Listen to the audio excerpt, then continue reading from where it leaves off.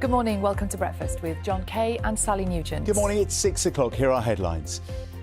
Well, more news now on London policing with John. Good morning. You're watching Breakfast with John Kay and Sally Nugent. Now, after 2 years of delays and legal wrangling, the government's flagship Rwanda bill could be passed by MPs later tonight, with the Prime Minister saying that Parliament will have to keep sitting until it's voted through.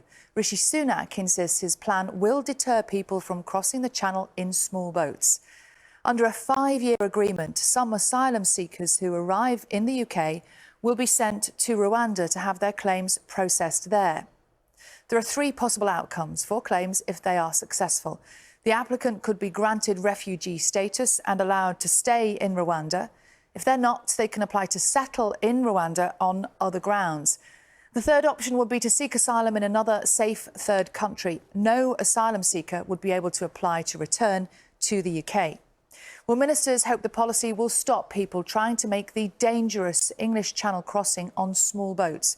So far this year, more than 6,000 migrants have made the journey. No one has yet been sent to Rwanda. That's 1,200 more people than the same period last year. Well, in 2023, there were more than 29,000 arrivals, and that was down on a record number the year before.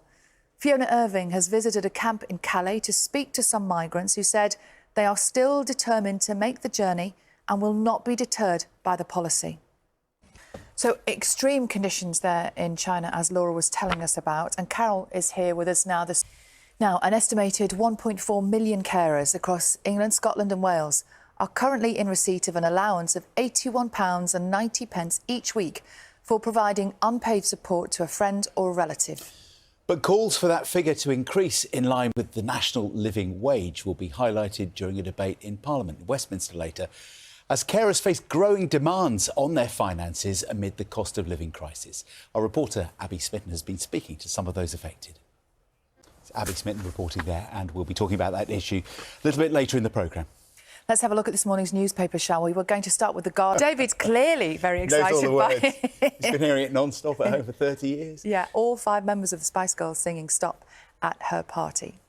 And wasn't there some reference to maybe a tour? Yes. Some cryptic comment about them getting back on the road. Apparently the bookmakers have slashed the odds on a reunion happening this year as a result of that birthday appearance. Maybe that was the start of it. Maybe that was the reason for it. Yeah. It's 20 minutes past 6. Now, a BBC investigation has found thousands of posts offering to sell deadly drugs known as nitazines on major platforms. Yeah, we've talked about this before. These are synthetic drugs which are more dangerous even than heroin, and they've been linked to 100 deaths in the UK just since June last year. Here's our correspondent, Colin Campbell.